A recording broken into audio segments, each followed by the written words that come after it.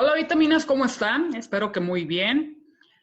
Pues el día de hoy vamos a hacer como el complemento de las cápsulas que hemos hecho de los testimoniales de trastorno límite de personalidad. Y siempre que hay un testimonial, me gusta que haya un especialista, porque a final de cuentas los puntos de vista no es lo mismo como lo vives a la manera que tienes las herramientas para sobrellevarlo. Entonces es por eso que el día de hoy una vez más, está con nosotros, que ya es de la casa, el psiquiatra Francisco Mesa, que pertenece a la Asociación Psiquiátrica Mexicana. Muchas gracias, Paco, por estar aquí con nosotros. Gracias, Moni, por la invitación y gracias a la gente que me aguanta y me invita a la casa. No, no, para nada. Al contrario, siempre que en toda entrevista me llevo una enseñanza y pues realmente es parte tuya, eres parte de esto y pues muchas gracias por el apoyo que nos has dado. Y pues entrando en tema, el trastorno límite de personalidad eh, creo que es uno de los trastornos más difíciles de diagnosticar. Se confunde mucho con el trastorno bipolar. Creo que hay ciertos tipos, que si el narcisista, que es el sociópata, eh, los que padecen el trastorno del límite de personalidad no es como el mío, que yo puedo subir y bajar, pero esto es a nivel constante, por lo que tengo entendido, ¿no?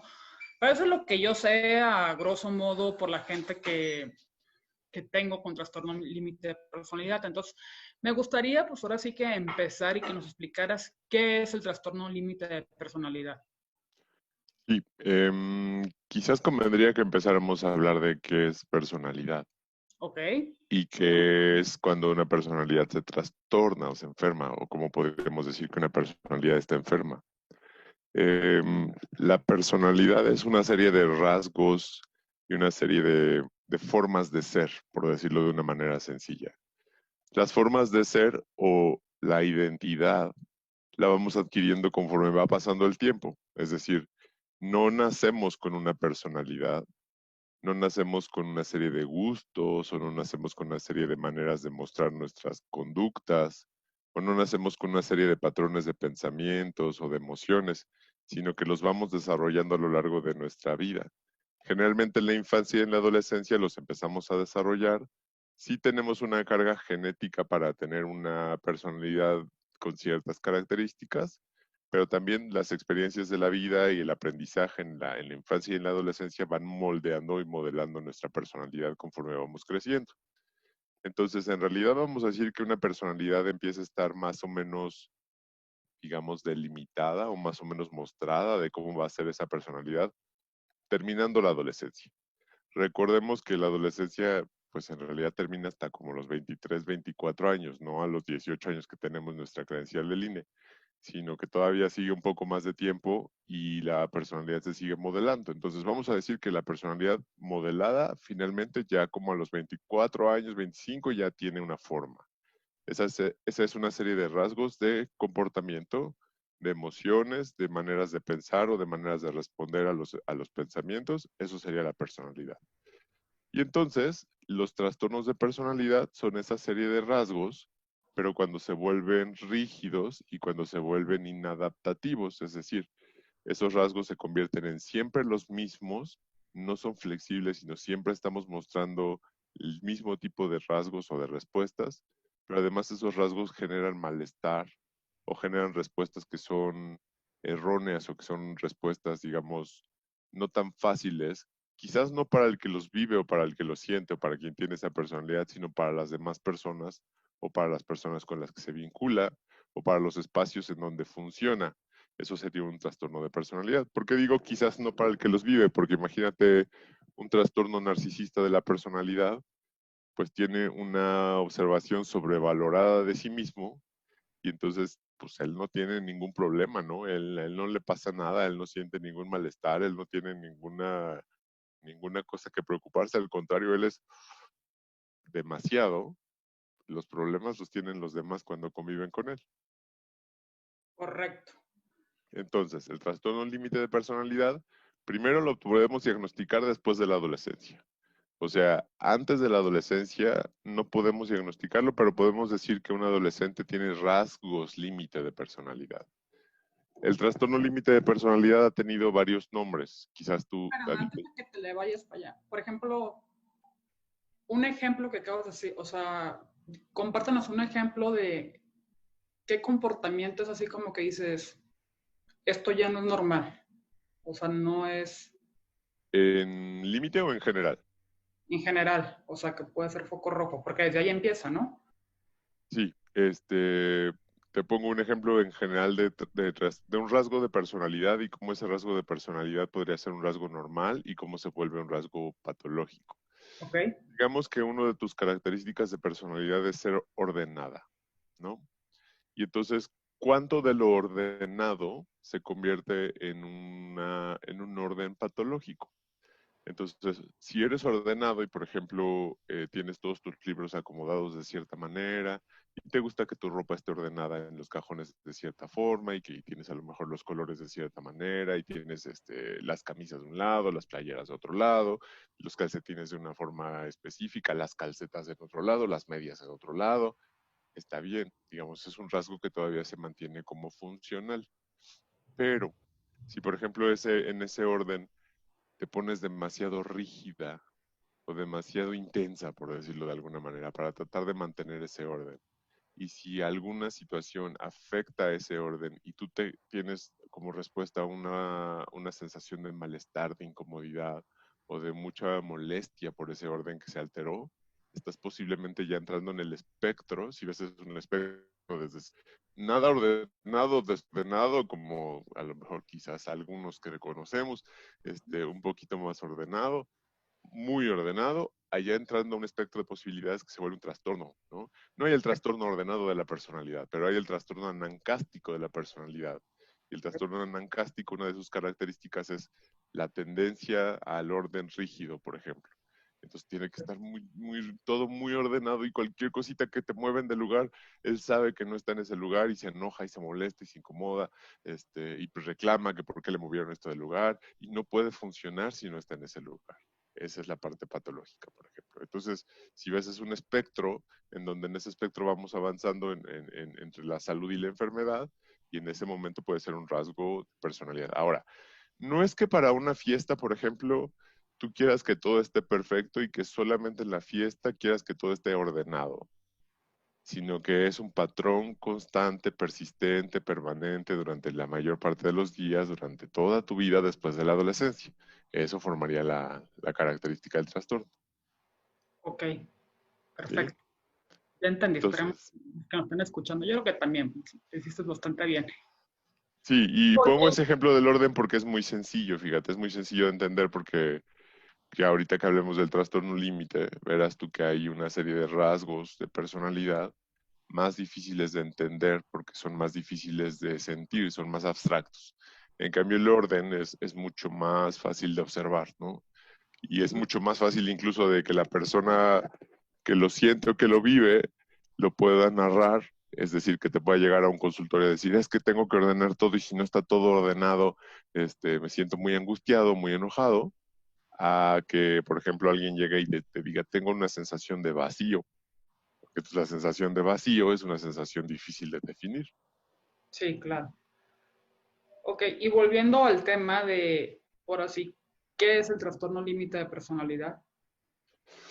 Regresando al tema, te decía yo que el trastorno límite, primero, uno de sus grandes inconvenientes es que ha tenido varias maneras de nombrarse, o tiene varias maneras de nombrarse. El Eso, trastorno, ¿mandé? eso ya es normal en los trastornos. Ya sé, pero ese por si fuera poco, de aparte que es difícil de identificar claramente, tiene además nombres, ¿no? Entonces, su nombre, digamos, original es trastorno de inestabilidad emocional de la personalidad, Ah, ¿no? bueno. Inestabilidad emocional de la personalidad. Y hay dos tipos, tipo límite, o sea, que es el que se le llama trastorno límite, y tipo impulsivo. Ok. Eh, Fíjate bien que ese trastorno de inestabilidad emocional también tiene otros nombres. Por ejemplo, en algunos lugares lo conocerán como trastorno fronterizo de la personalidad. Ya van dos. En inglés es lo de borderline. que es el borderline disorder, exactamente. Es interesante, pero ese es una parte de la historia del trastorno, es decir, se llama fronterizo o borderline porque en algún momento en la historia de la psiquiatría y la historia del entendimiento de las enfermedades mentales, eh, conceptualizábamos cuando estábamos muy influidos por el psicoanálisis a los síntomas como síntomas neuróticos o como síntomas psicóticos. Los síntomas neuróticos eran los síntomas que mantenían todo, ojo, estamos hablando de pura historia, pero verán que es importante esa historia porque con eso llegaremos a poder establecer por qué se enamora de tantas maneras y por qué tiene tanta confusión. Los síntomas neuróticos eran, por ejemplo, las histerias que diagnosticaba el doctor Freud, los trastornos conversivos, la neurosis obsesivo-compulsiva, así se nombraban en 1900, ¿no? A principios del siglo. Y la otra parte eran los trastornos psicóticos como por ejemplo la esquizofrenia, el trastorno bipolar que se llamaba psicosis circular o psicosis maníaco-depresiva, creo, estaba dentro de la psicosis, fíjate, es interesante, pero estaba como este gran grupo de trastornos. Y entonces se toparon o empezaron a observar los clínicos una entidad o un trastorno que se presentaba en algunas personas o en algunos pacientes que ya existían desde siempre, que de repente funcionaban como neuróticamente, pero de repente pues, zoom, oscilaban como hacia lo psicótico y hacían como episodios micropsicóticos y entonces no sabían cómo acomodarlo, si era neurótico o era psicótico. Entonces decidieron ponerlo en la frontera y decidieron ponerlo en el límite entre los dos y lo nombraron trastorno fronterizo de la personalidad o trastorno de inestabilidad emocional de la personalidad tipo límite. Y el límite es que oscila entre lo neurótico y lo psicótico. Ojo, esto es pura historia, ¿eh? Y en realidad podría parecer puro choro, pero es que uno de los síntomas y uno de los síntomas definitorios del trastorno límite, por ejemplo, es que pueden hacer episodios micropsicóticos. Micropsicóticos significa que duran poquito tiempo, que duran segundos, minutos y acaso horas, por ejemplo, y que además están muy delimitados, por ejemplo, por la respuesta emocional de la persona frente a las situaciones alrededor. Ahorita explico un poco más adelante. Entonces, Júgale. todavía creo que me falta un par de nombres del trastorno, pero bueno, ya llegaremos quizás a recordar esos nombres. Para generalizar, son lo mismo, son sinónimos. Estamos hablando de la misma entidad clínica. Y los síntomas son, primero, una marcada inestabilidad de las emociones, que no es lo mismo que tener trastorno bipolar. No se confundan, ya meteremos ese tema. Inestabilidad de las emociones significa tus emociones están oscilando constantemente durante el día, pero tus emociones no son solamente tener tristeza o tener euforia como el trastorno bipolar. Tus emociones son estar triste, enojado, aburrido, cansado, muy contento, de malas, de malitas, demasiado contento, muy enojada porque no sé qué, y entonces pasó el otro día, entonces pasó un gato y yo me sentí muy triste y melancólico porque estuvo el gato y entonces me puse nostálgico y me puse muy nostálgico para recordar y no pude salir de mi casa porque estuve muy nostálgico. Como ves, te estoy narrando un montón de emociones y sentimientos, una mezcla de una vida emocional muy Es- complicada. Esto que estás diciendo, o sea, esta revolución de emociones que es constante, también ocasiona que no se queden quietos. O sea, son como que o sea, yo los que conozco, excepto una, tienen una energía bastante fuerte y te cansas y aparte no se quedan quietos. O sea, puede estar aquí sentada y ya se le ocurrió que va a pintar la pared. Y luego no, o sea, no sienten las emociones de las demás personas. Creo que esa es la sociópata, que creo que son ni siquiera pueden ser Empáticos. atendidos por un especialista, ¿no? ¿Entendido? Sí. Vamos por partes. Sí, esa revolución de emociones, sin duda, puede hacer que no se estén quietos, es decir, puede hacer que estén como oscilando entre tanta vida emocional y que no tengan una emoción continua. En general, las emociones no son continuas, pero cuando menos, si no tenemos ese trastorno, lo que pasa es que estamos, digamos, más o menos estables dentro de nuestra vida emocional, no estamos oscilando para todos lados, ¿no? Pero también puede hacer que esa vida emocional tan intensa los paralice.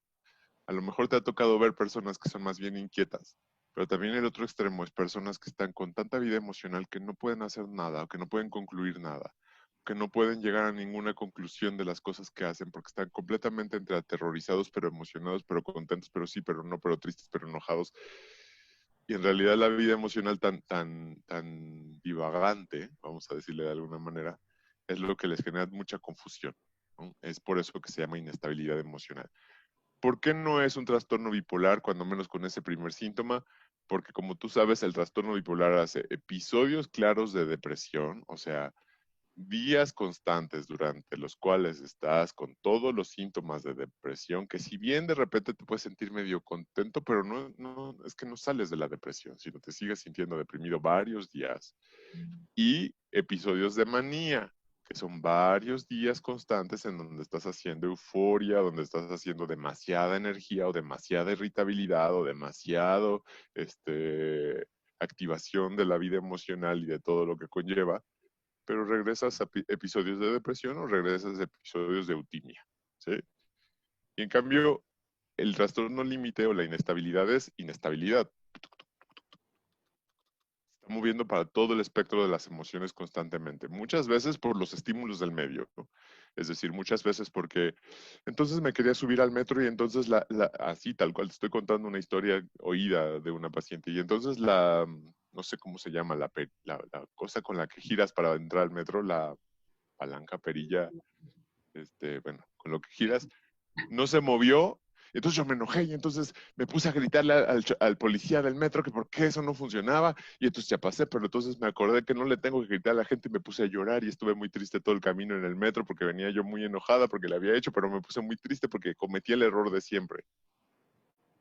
¿Es euforia? No. ¿Es la irritabilidad bipolar? No, porque bajando del metro ya se le había quitado. ¿Es depresión porque se puso triste? No, es inestabilidad emocional de la personalidad. ¿Sí? ¿Queda claro ese primer síntoma? Sí, pero ok, tú porque eres especialista, pues ya, digamos, puedes detectar ciertos comportamientos de la personalidad de la persona. ¿Tú cómo sabes que algo raro está pasando en ti? Porque, por ejemplo, en el caso del trastorno bipolar, a mí cuando se me bota el chango está claro, pero bien claro que pues no, o sea, estoy fuera de mí, ¿no? Porque pues algo, Pero porque tú tienes mucha conciencia de enfermedad. O sea, bueno, porque sí, tú has ido adquiriéndola, ¿no? pero las veces que he recaído, que antes de tener toda esta responsabilidad de mi enfermedad, la gente a mi alrededor se daba cuenta porque pues se me empezaba a botar el chango, o sea, como tú dices, entraba en la manía, empezaba a hacer cosas y así.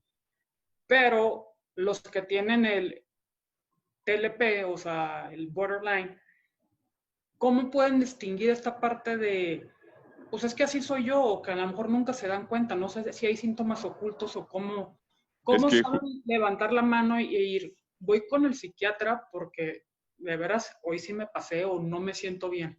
Es que justo eso es la parte compleja de los trastornos de personalidad, que, como te decía yo, muchas veces las personas que lo viven, que lo sienten o que lo sufren, no lo sufren. O sea, es decir, no les genera una molestia, no les genera una situación incómoda. A los que están alrededor, pues como también, como que a veces sí, como que a veces no, como que a veces hay cosas que sí les pueden incomodar o no, pero es difícil distinguir entre si eso es una cosa de la normalidad, es decir, si es una cosa donde las personas están siendo porque así son raritos o extraños o porque son muy intensos en su vida emocional, porque si ves, esa definición que te dije suena como alguien que normalmente categorizaríamos como, híjole, es que es re intensa tu amiga, ¿no? O sea, Sí. este, o que en el común de la población dirían, es bipolar, ¿no? Porque fíjate que esa es una de las grandes confusiones de trastorno límite, ¿no? Evidentemente decías tú, es que nombramos a eso ser bipolar. Eso no es ser bipolar, eso es tener un montón de emociones distintas, dispersas, secundaria a los estímulos, pero también a veces sin tener ninguna relación con los estímulos. Es decir, de repente el trastorno límite un día amanece nubladito y se siente tan triste o tan apachurrado que hoy no va a trabajar, por ejemplo, porque está nubladito, ¿no? Y entonces el jefe le habla y le dice, oye, ¿no viniste a trabajar? Es que el día estaba muy triste, ¿no? Y entonces, y no van a trabajar, ¿no? Por ejemplo, justamente entonces, ¿dónde entra la diferencia entre cómo lo identifican? todavía nos faltan síntomas, pero estamos hablando del síntoma central o nuclear, que es esa inestabilidad emocional. Pero ya en sí esa inestabilidad emocional es muy confusa, es decir, es difícil de identificarla, es difícil de nombrarla, es difícil de reconocer que tus emociones son inestables. Vamos a irnos por lo normal. Normal, acuérdense que en psiquiatría siempre es un término meramente categórico que solamente sirve como para nombrar posibilidades del espectro. ¿Qué sería la emocionalidad normal? Es decir, la gente que no tiene trastorno límite, que no está deprimida, la gente que no tiene trastorno bipolar, que no está maníaca, que no tiene ningún cuadro de emocionalidades enfermas, vamos a decirlo así en este momento. ¿Cómo se siente o cómo se siente en su vida emocional? Normal. Suena como una contradicción lógica, pero vamos a decir que entonces normales términos se siente como tranquila, o se siente como estable, o se siente como, sí, estoy contento. ¿Cómo estás, Francisco? Bien, o sea, contento. No estoy ni triste, ni enojado, ni de malas, ni muy contento, ni nervioso, ni angustiado, ni melancólico, ni nostálgico, ni irritable, ni odiando al mundo. O sea, estable. Y eso parece de repente como aburrido, cuando menos en la vida intensa de las personas que tienen esta intensidad emocional. Es como, oh, qué aburrido, ¿no? Yo tengo 100 emociones en el día y tú tienes 3. Es que ese es el rango emocional habitual de la normalidad o del espectro, digamos, de las personas que no tienen esa inestabilidad emocional. ¿Vamos bien con ese Sí, síntoma? Muy sí. bien. Siguiente síntoma. Tienen una notable impulsividad. La impulsividad significa ese proceso en el cual nosotros, de que tenemos una idea a que la actuamos o a que la hacemos o a que la llevamos a cabo, pues lleva un proceso de reflexión, un proceso medio temporalmente largo o temporalmente, digamos, de darle vueltas a la información y hacerlo. La impulsividad es que este proceso se reduce a microsegundos y lo hago. Es decir, y además acuérdense que en este proceso de reflexión, perdón que no seguí, pero en este proceso de reflexión ponderamos y decidimos y decimos si está bien o mal, si es bueno o malo, si me conviene o no me conviene, si es algo que debo de hacer o no debo de hacer. Hacemos un montón de procesos de pensamiento. Entonces, por ejemplo, este, veo algo que quiero comprar en la calle y entonces, a lo mejor yo, Francisco, si lo veo y estoy medio justo en mi dinero y no estoy tan libre como me gustaría estar, digo, híjole, me voy a esperar al próximo mes para comprarlo, y pues o voy a ahorrar tantito y lo voy a comprar. Y entonces hago un proceso reflexivo, espero y compro eso después de un mes. En cambio, la impulsividad sería, por ejemplo, el síntoma en donde estoy viendo algo en la calle que lo tengo que comprar ahora, a ver cómo incluso cambia la manera de nombrarlo, lo tengo que comprar ahora porque si no lo tengo en este momento, entonces me voy a sentir mal y no tengo dinero y no estoy teniendo el dinero suficiente porque bueno, tengo un tema ahí económico de una deuda y entonces lo compro, ¡pum! O sea, ya me metí a la tienda, ya lo compré, ya ni cuenta me di en qué momento pagué con la tarjeta y ya salí con el objeto, ¿no? Es impulsividad, es decir, el proceso de pensamiento se volvió mínimo de tamaño y se llevó a la acción inmediatamente. Otro ejemplo que no tenga que ver con comprar algo. Estoy en clases y el maestro me hizo enojar porque me preguntó algo y yo no sabía la respuesta. Y entonces a lo mejor alguien que está en la universidad y está teniendo un proceso reflexivo normal, si se enojó porque no sabía la respuesta, pues bueno, sí, pues sí me equivoqué un poco, sí no había estudiado, sí no había hecho lo suficiente, espera un par de clases y las cosas mejoran o empeoran, pero espera un par de clases antes de tomar cualquier decisión. En cambio, la impulsividad en este caso sería el profesor me preguntó algo, no sabía yo la respuesta, me estoy sintiendo medio raro en esta clase, como que todos me están viendo medio como que no sé. Voy a dejar la universidad y se salen y se van de la clase y dejan la universidad. Eso es impulsividad, es decir, tomar una serie de acciones o de decisiones poco reflexivas, poco pensadas, donde no puedes medir las consecuencias de los actos tan fácilmente, donde no puedes evaluarlas y tomas la decisión. ¿Sí? Ok. Otro síntoma es oscilar entre la idealización y la devaluación de las personas y de uno mismo. La idealización y la devaluación son maneras psicológicas para entender o interpretar a las personas. Idealizar significa pensar lo mejor o lo máximo, o que la persona es alguien en quien estamos pensando y recibiendo lo mejor siempre y que es la mejor persona del mundo. Y el extremo opuesto se llama devaluación, es decir, oscilar entre la idealización y la devaluación es llegar al otro lado en donde la persona es lo peor, la peor persona del mundo, atribuirle las peores circunstancias del mundo. ¿Sí? Esa es la devaluación. Evidentemente eso es una imagen mental, es decir, cuando vemos a las personas, no vemos a las personas tal cual son, sino que interpretamos a las personas y hacemos una imagen de las personas en nuestra mente. Pues el trastorno límite de personalidad oscila entre la idealización y la devaluación de las personas, de las circunstancias y de sí mismo. Es decir, o estás siempre en lo mejor o estás siempre en lo peor. O siente, por ejemplo, que tú eres mi mejor amiga, la mejor amiga que he tenido siempre y eres increíble. Yo no sé cómo te fue a encontrar. Seguramente esto fue una casualidad del destino que nos unió y tú y yo estamos hechos para ser el uno para el otro. Pero si tú me haces trink tantito, eres la peor persona del mundo, yo no sé cómo tuve que encontrarte, seguramente fue una maldición en mi vida porque eres la más tonta y la más ignorante y por qué te me acercaste y eres la última persona con la que quisiera estar. Suena como si estuviera exagerando, pero en realidad es que esa es la idealización y la devaluación.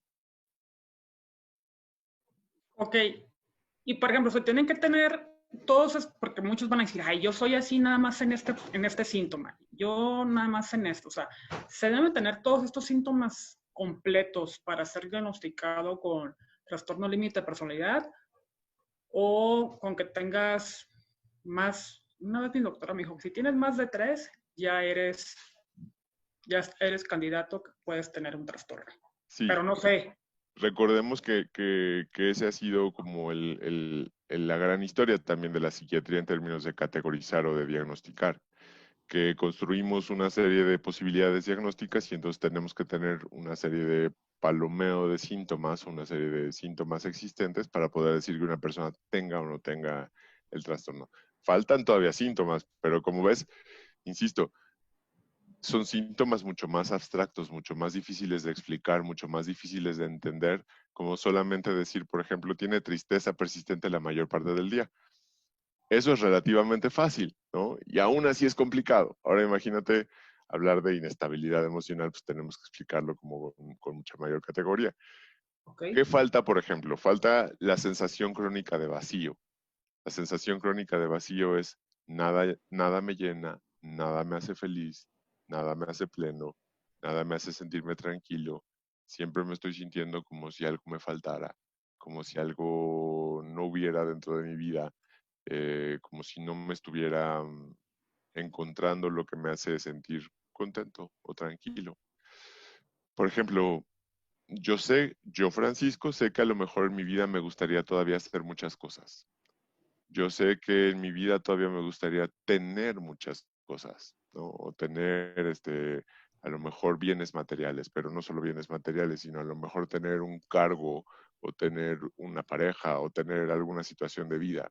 Yo sé que todavía me faltan, pero yo sé que si mañana o mismo, hoy mismo me muriera, yo me sentiría completo. Es decir, pues si bien me faltan cosas, no me siento incompleto. ¿Sí? Correcto. En esa sensación de incompletud es donde viene la sensación del vacío. Y fíjate, el vacío es tan interesante que yo puedo tener todas esas cosas que yo creo que quiero, como a lo mejor no solo económicas o materiales, sino pareja, vida, el puesto o el cargo que yo quiero, pero siempre me siento como vacío, como que me, como que Nada te nada, llena. nada. Exacto, como que siempre siento esa sensación de implenitud. Eso no existe, pero esa palabra no existe, pero es lo opuesto a cuando te digo de sentirse pleno, completo, pues es de sentirse vacío o de sentirse impleno. Insisto, no existe esa palabra, no me juzgue Real Academia de la Lengua, nada más la estamos utilizando para fines académicos. Este, y entonces ese vacío es lo que matiza muchas veces las respuestas emocionales de los trastornos límite. Es decir, a veces es que el vacío es lo que les hace sentir que la vida no vale o que la vida no tiene un sentido porque siempre se sienten vacíos. O usan una frase de que dicen, es que me aburro muy rápido. Sí, claro. O sea, es que primero el aburrimiento es una respuesta emocional muy frecuente, ¿no? Es una respuesta que está muy constantemente ahí y se aburren porque en realidad no encuentran, voy a poner una corcholata como ejemplo. Yo pensaba que iba a adquirir lo que me iba a mantener pleno o lleno adquiriendo esta corcholata. Cuando la tengo en mi mano digo, me, o sea, no la encontré, no encontré la plenitud o no encontré la llenitud de lo que yo sentía que iba a tener. Pero esta corcholata, llámalo el novio, el trabajo, la carrera, el vestido. O sea, puede ser desde una cosa muy simple y concreta como un vestido, hasta una cosa muy larga, duradera, persistente como una carrera, un novio, una pareja, un estilo de vida. No me llenó. Pues no, es que no te van a llenar. O sea, es que finalmente el vacío no se llena con cosas o con situaciones, el vacío se llena desde adentro. O sea, se llena con tu vivencia de ti mismo, por eso es la identidad. Y por eso es un trastorno de personalidad. Ya Ok. vamos con el síntoma más fácil de todos, que se llaman las autoagresiones. O sea, autoagresiones significa una serie de conductas o una serie de situaciones, eh, digamos, de tus tomas de decisiones en donde tú te autoagredes o te lastimas. Puede ser tan fácil y tan visible como las personas que se cortan o que se cortan con algún fin solamente autolesivo. Ojo, es interesante, pero el fin no necesariamente es suicida. ¿Para qué te cortas tus brazos? ¿Para matarte? No, no es para matarse normalmente, es para lastimarse. Es diferente, es una Sí, autoagresión. yo conocí a alguien que, de hecho, hasta tiene las marcas de lo fuerte que se rascaba. Pero, o sea, digo, yo, me dijo, ya no lo hago, me dijo, pero sí, me dijo, y de hecho aquí están mis marcas. Y yo, ok. Es correcto, esa es una observación muy, muy, muy verdadera. La autoagresión no es nada más agarrar un cúter y cortarse, la autoagresión puede tomar muchas formas, puede tomar la forma de rascarse, y entonces con mi uñita estoy dándole y dándole y dándole y dándole y rascándome y rascándome y rascándome, o puede tener golpearse, ¿no? O puede tener otra manifestación como por ejemplo em, ponerse un cinturón muy apretado para que me deje marca y me lastime. Fíjate cómo entonces empieza a tomar formas muy complejas, que si no se las preguntas a la persona y si no estás interrogando y conociendo a la persona, no identificas que eso es una autoagresión, ¿no? Pero en general son las autoagresiones. O solamente me autoagredo en lugares donde no se ven. Por ejemplo, yo tenía una paciente que se cortaba con navajas de rasurar solamente en la ingle, porque no se veía. Solo en la ingle se cortaba, ¿no? Fíjate, es interesante, pero incluso eso toma connotaciones simbólicas o connotaciones como Ok. muy de los procesos de pensamiento abstractos, ¿no? Entonces, respondiendo a tu pregunta de qué tenemos que tener, si tenemos que tener 3 síntomas, ojo, en caso de la personalidad, sí, persistentes desde la adolescencia, rígidos e inflexibles a lo largo de la vida para diagnosticar un trastorno de la personalidad. Ok, va.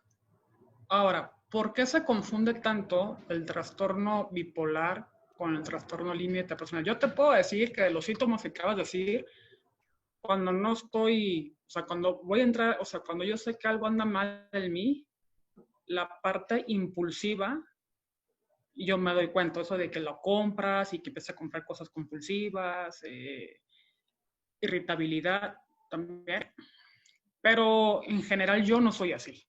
Exacto, esa es la diferencia, es decir, tú no eres así, pero tú identificas que te enfermas de manía o que te enfermas de hipomanía y te pones así. Esa es la gran diferencia central, te enfermas de, y ocupo esa palabra para decir enfermas porque es como que algo se te agrega que es distinto a Maureen, ¿sí?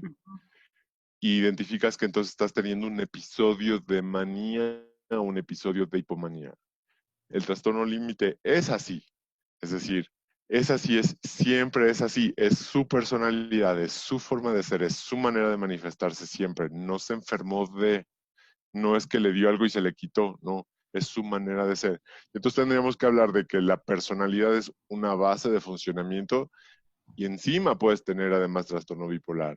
O sea, te puedes enfermar de trastorno bipolar, puedes tener una depresión, puedes tener ataques de pánico, o puedes tener ansiedad generalizada, o puedes tener un trastorno de estrés postraumático. Cualquiera de las entidades psiquiátricas las puedes tener, pero la personalidad es una base que va cronológicamente a lo largo del tiempo y que se va manifestando igual siempre. Y entonces por eso es un poco confuso también.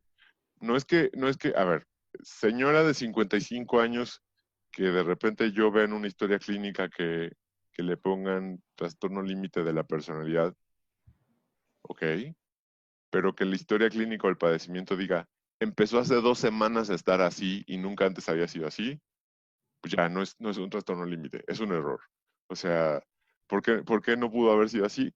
Pues porque evidentemente si te estoy diciendo que la personalidad desde que acaba la adolescencia se formó, ¿desde cuándo hubiera tenido que tener estas características límite la señora?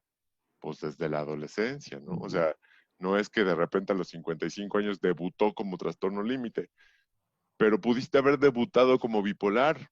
Es raro y es poco frecuente, pero pudiste haber debutado con un primer episodio de manía, cuando a lo mejor siempre habías pensado que solamente tenías cuadros depresivos, por ejemplo, ¿no? Entonces eres bipolar, o podemos diagnosticarte como bipolar. ¿Por qué se confunde? Porque principalmente uno de esos síntomas es la inestabilidad emocional y se ha vuelto como un término coloquial o un término mal utilizado, medio folclórico, decirle, es que es bien bipolar, ¿no? Sí. Es bien bipolar porque Está cambia mucho. bipolar. El mundo está bipolar últimamente, ¿verdad? Así es. Ok, ¿qué es lo que causa el, el trastorno límite de personalidad? ¿No? O sea, ¿De origen? de origen. Mm, Pregunta Pues yo sé interesante. que en mi caso es que hay un desequilibrio químico en los neurotransmisores, que puede ser hereditario, el entorno en el que te mueves, o sea, como que hay varios factores. No son como que los de ley, cosas, pero como que son los que más, eh, que la gente dice que por eso te puede dar trastorno bipolar. En el caso del TLP, ¿existe algo así? Sí, y existe también muchos datos de que hay cambios biológicos. Pero fíjate, con lo que te estoy diciendo con esos cambios biológicos es que a lo mejor en algún momento del desarrollo o de la infancia tenían, perdón, tenían una forma específica en el cerebro y sufrieron alguna circunstancia y eso generó un cambio persistente. El trastorno límite tiene ya hasta el momento, digamos, etiologías u orígenes multifactoriales, es decir, muchos factores tienen que estar juntos para hacer un trastorno de personalidad. Ujú. Primero, se considera que puede haber una base biológica, es decir, que el cerebro del trastorno límite puede tener ciertas vulnerabilidades. Aunque son vulnerabilidades muy finas o muy pequeñitas o muy difíciles de observar, cuando menos en los grandes estudios de imagen como una tomografía, como una resonancia, este, evidentemente no hacemos biopsias de cerebro tan fácilmente, evidentemente no hacemos evaluaciones del cerebro a menos que hiciéramos una autopsia, ¿no?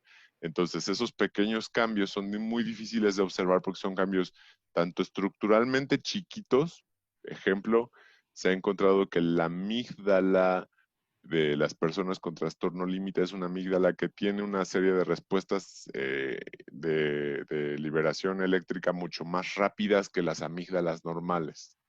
La amígdala es una parte del sistema del circuito límbico, que es esta parte del cerebro que regula nuestra vida emocional, y la amígdala tiene mucho que ver con respuestas como de miedo, como de angustia, pero pues en el trastorno límite tiene descargas más rápidas, por ejemplo.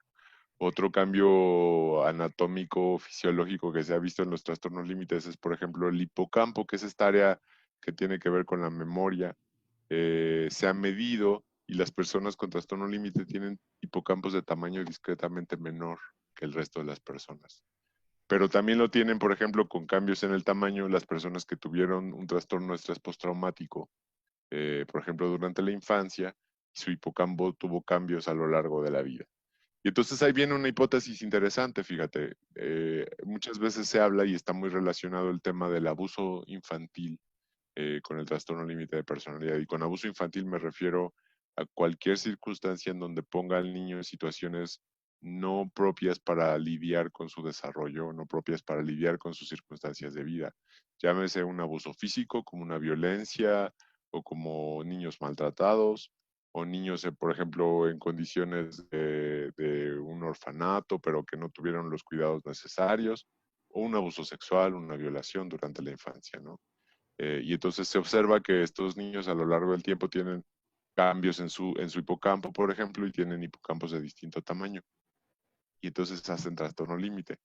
Pero insisto, te lo estoy contando como que es muy parecido al trastorno de estrés postraumático porque parecería que está muy relacionado con esa historia, ¿no?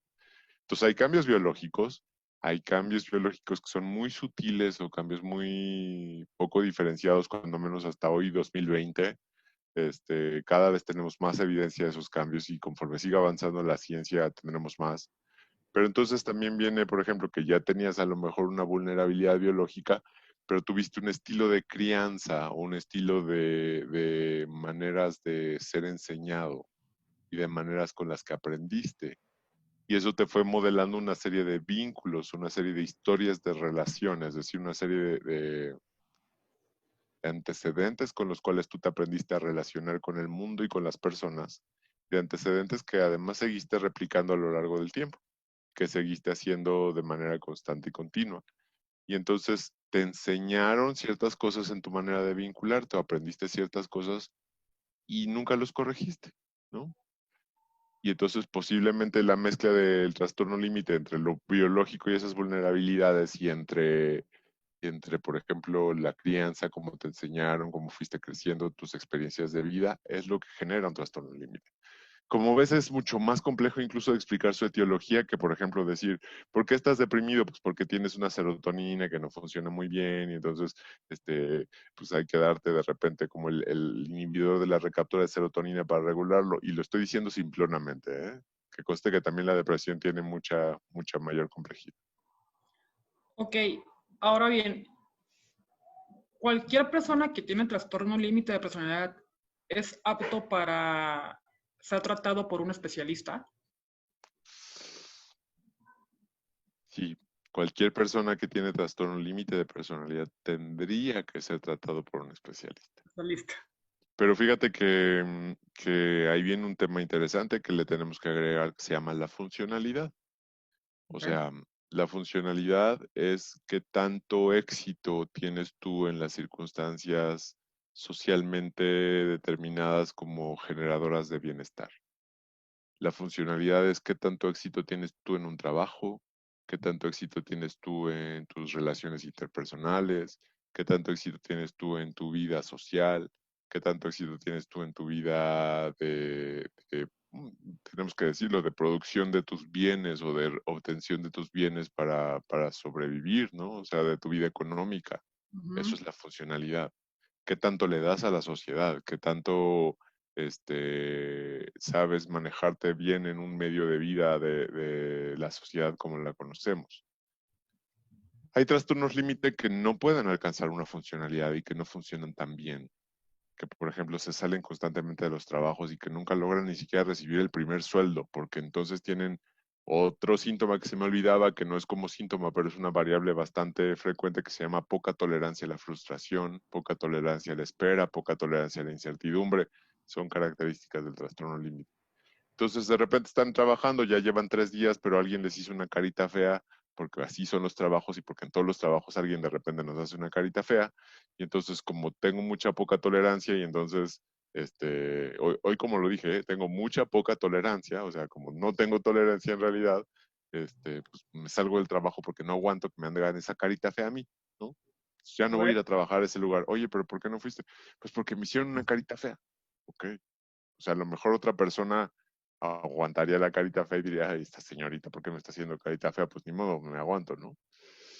Pero entonces te digo, hay personas con trastorno límite que tienen muy buena funcionalidad, han encontrado las maneras y las estrategias para funcionar muy bien y que incluso te diría pueden ser muy exitosas en lo que hacen. O Ok, sea, por ejemplo, los puedes poner un ejemplo porque sí tengo en mis conocidas que tienen TLP. pues buenos ejemplos. Ah, sí. No, pues sí tengo, o sea, sí tengo el extremo de que dicen, me hago responsable, tomo medicamento, voy a terapia. O sea, lo que hacemos todas las personas que tenemos un trastorno mental y que somos pacientes responsables y que queremos llevar una vida estable, Que ¿no? tienen conciencia de enfermedad. Exacto. Y están las otras que hay unos que sí lo aceptan y que van a terapia, a lo mejor toman el medicamento, pero no logran salir de ese, pues yo no sé si es vicio o no, pero no logran salir Hábito. de ese hábito para lograr una vida estable. Y no nomás que es con el TLP, con el trastorno bipolar es igual, ¿no? Pero ¿cuáles son las herramientas para lograr esta balanza, ¿no? Y no más para acá que a creernos que no somos funcionales por tener un trastorno. Sí, fíjate que pongo, por ejemplo, el ejemplo de a lo mejor una persona que va y trabaja, que tiene un muy buen sueldo, ¿no? O sea, que tiene un muy buen sueldo y que gana muy bien. Ojo, ese es un factor que consideramos éxito en términos de nuestro tipo de sociedad o de nuestro tipo Sí, de claro. estilo de vida, pero finalmente es un factor de éxito. Es decir, pues cuando menos con eso te comprarás tu medicamento, ¿no? O sea, que es caro y que lo que sea.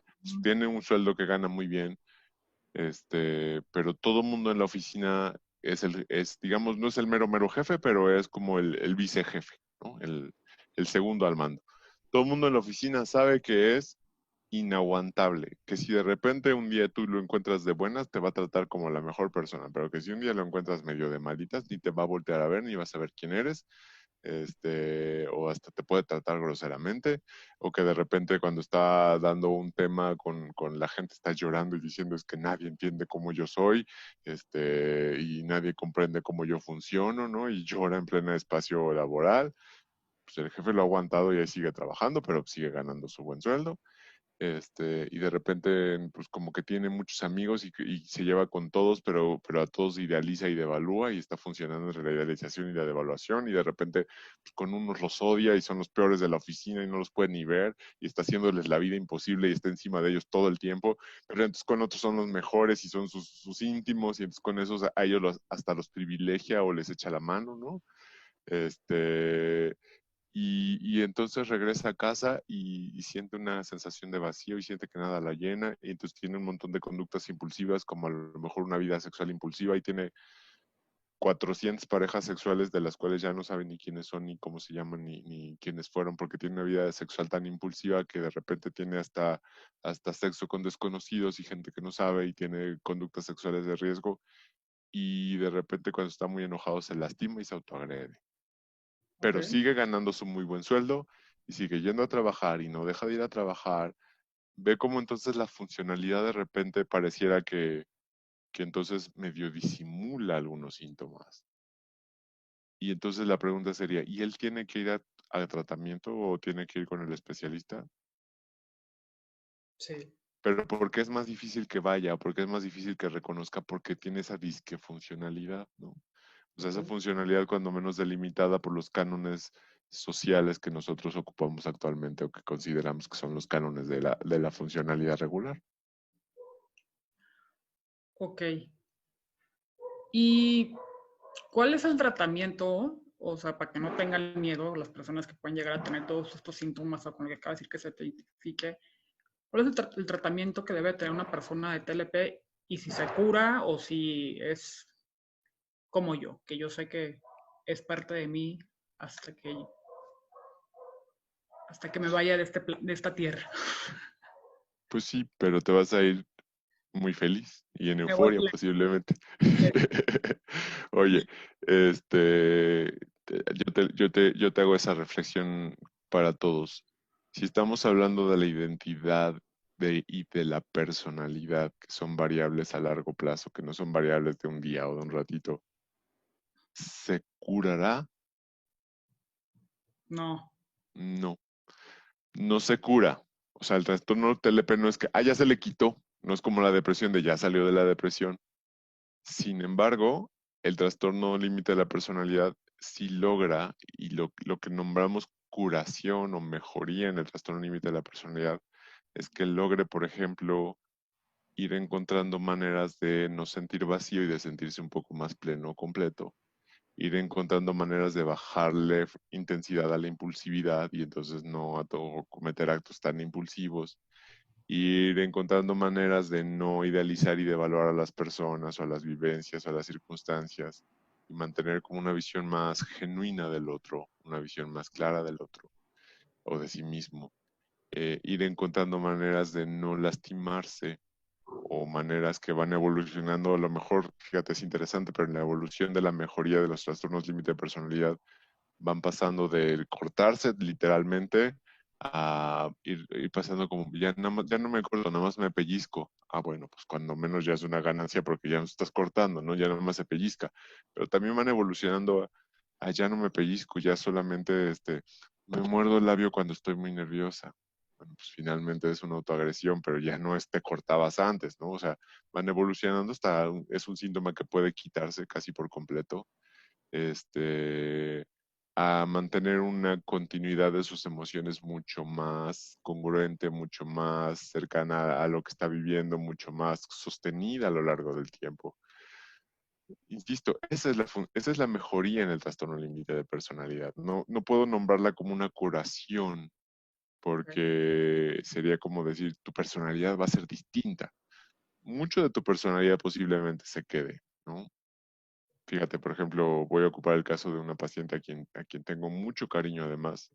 Ella ha ido mejorando a lo largo del tiempo, nos conocemos desde hace 8 años, ha estado 8 años en proceso de terapia, no continua, no constante, no cada semana, sino que de repente tenemos tiempos, va, regresa, vuelve a estar, vuelve a desaparecer, o yo desaparezco y entonces vuelve a aparecer. Así ha Sí, sido no el entiendo, proceso. no entiendo. Así ha sido el proceso. Y pasa, por ejemplo, que ahora de repente en la pandemia, una de sus características interesantes es que, por ejemplo, tiene una hijita y entonces en la pandemia como que empezó a hacer una integración de muchos de los fenómenos que había trabajado durante mucho tiempo.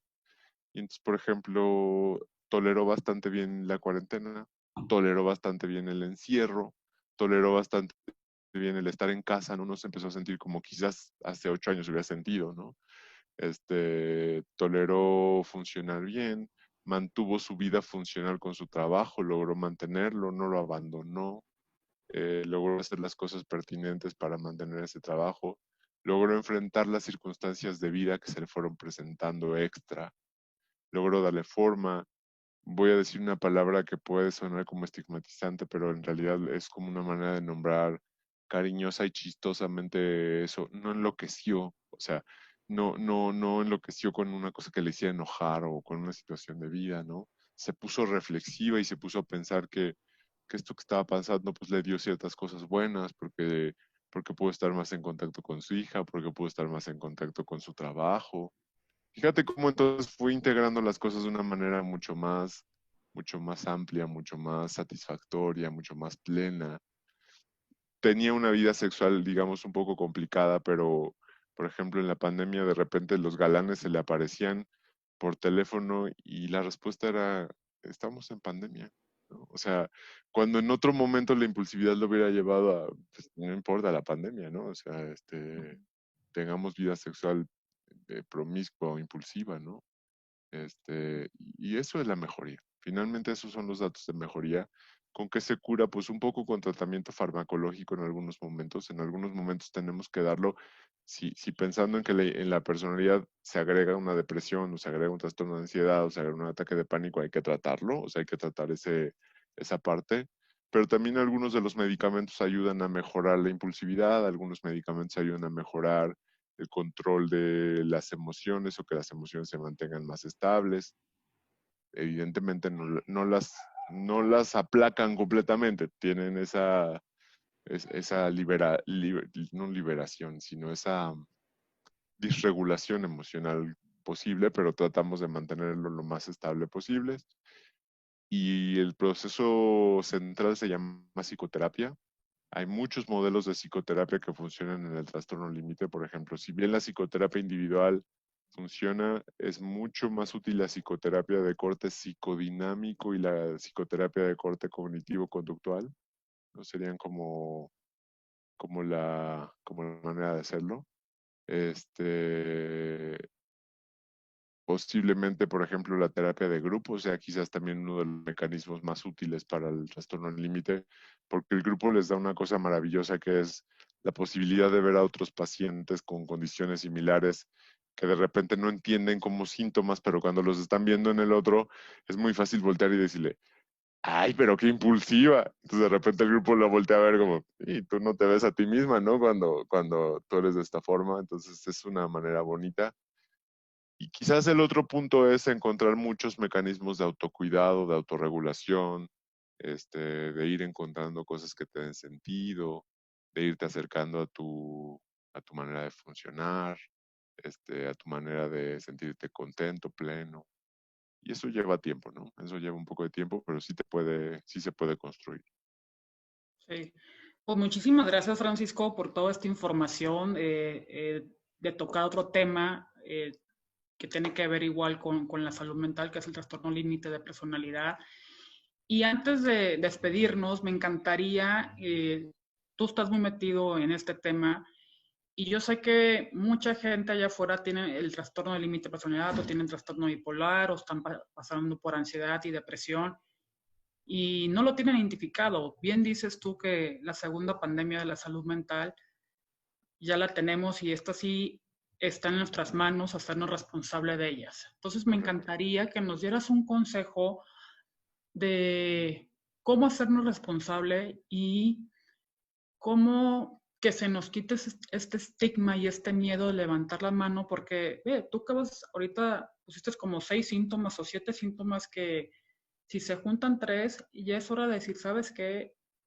Voy con un especialista, ¿no? Y más ahorita, por toda esta transformación y todo esto lo que estamos viviendo, no está nada fácil y creo que la gente se le debe quitar el miedo de conocerse a sí mismo e ir con alguien como tú en este caso y me encantaría que nos dieras un consejo sobre eso. Sí, quizás el consejo, enfocándome mucho en el trastorno límite que es tan difícil de diagnosticar, que yo pudiera darles sería, si tú piensas o si tú te das cuenta que las personas alrededor de ti tienen muchos problemas contigo y resulta que te has topado a lo largo de tu historia de vida con muchos escenarios en donde a lo mejor tú te sientes que no tienes ningún problema, pero las demás personas alrededor de ti sí tienen problemas y se pelean contigo y les caes mal y genera una serie de circunstancias en donde las otras personas son las que te molestan a ti.